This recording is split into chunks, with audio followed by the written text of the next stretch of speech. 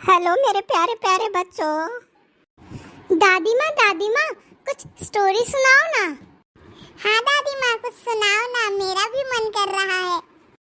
मेरे प्यारे बच्चों, आज मेरी तबीयत खराब है, चलो फिर भी मैं तुम्हें कुछ सुनाती हूँ। ये बच्चों, एक समय की बात है। एक घर में एक छोटा बच्चा रहता था जिसका नाम कमल था। उसके माता पिता उसे बहुत प्यार करते थे, जैसे मैं तुम्हें करती हूँ।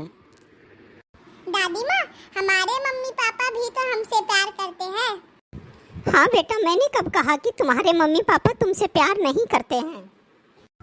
चलो दादी माँ, आगे की स्टोरी बताओ ना। हाँ तो बेटा, उसके मम्मी पापा उस बच्चे से बहुत प्यार करते थे, लेकिन दोनों आपस में बहुत लड़ते थे। यह सब देखकर कमल बड़ा दुखी होता था। कमल बेचारा दोनों को समझाता, पर दोनों में से कोई भी नहीं मानता था।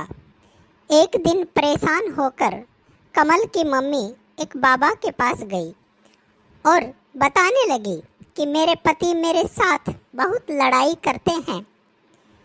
बाबा कुछ उपाय बताओ। बाबा ने कुछ देर सोचा और अपनी कुटिया के अंदर चले गए। थोड़ी देर बाद कुटिया से बाहर आए। वो कुछ हाथ में लिए हुए थे। उन्होंने जो हाथ में कुछ भी ले रखा था वो कमल की मम्मी को दे दिया और कहा कि बेटी, जब भी तुम्हारे पति तुमसे लड़ाई करें तब ये मुंह में रखकर जाड़ों के नीचे दबा लेना।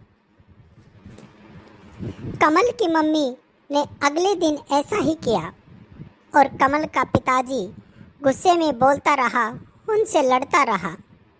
उसकी मम्मी बाबा की दी हुई चीज़ को चबाते रही और कुछ भी नहीं बोली।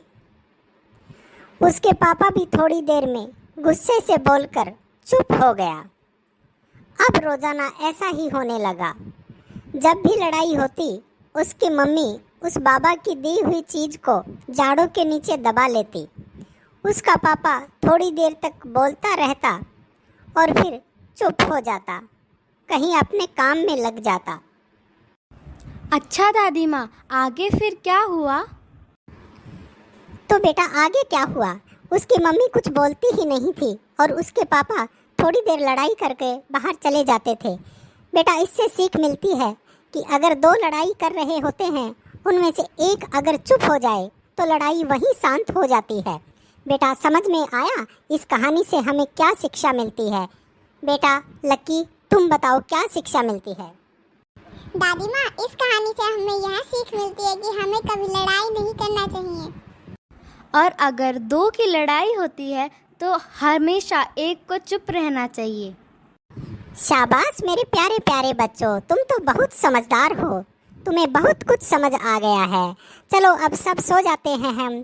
चलो, गुड नाइट।